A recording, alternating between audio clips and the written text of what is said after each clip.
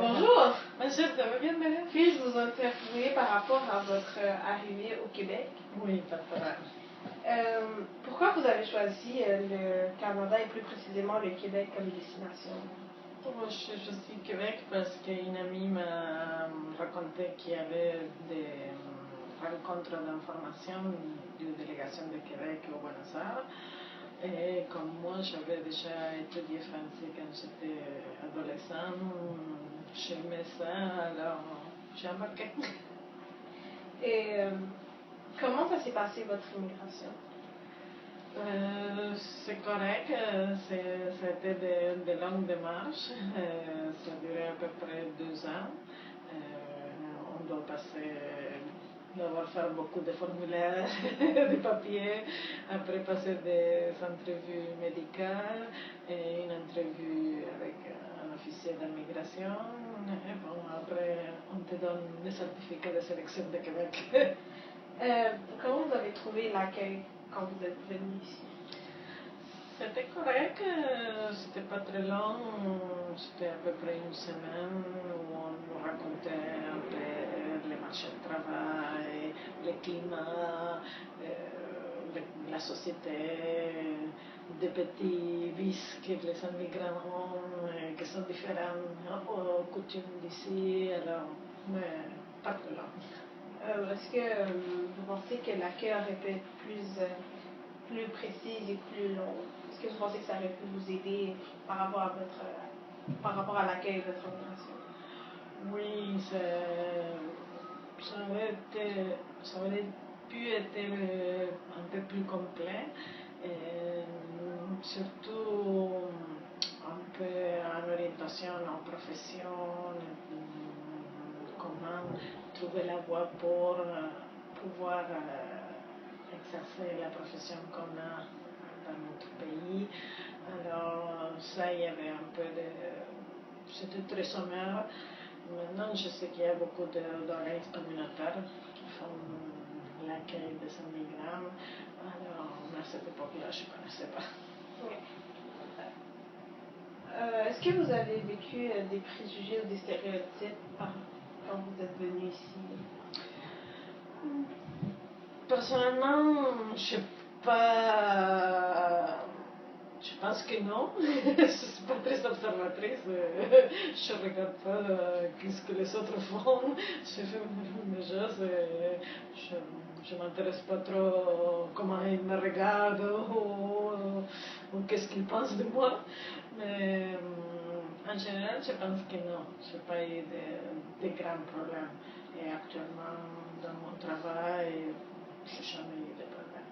Est-ce que vous avez vécu du racisme? Personnellement, moi, non. J'étais témoin, j'ai participé un peu à la solution du conflit aussi, mais dans mon travail, mes employés ont eu ce problème. Mais moi, je n'ai pas été victime de racisme. Qu'est-ce que vous pensez des Québécois de souche? En général, quand même, il faut dire qu'il aime beaucoup son pays, qu'ils sont fiers d'être québécois. Mais je ne peux pas généraliser, chacun est différent, ils sont tous différents. Mais je travaille avec beaucoup d'entre eux. Je suis confortable.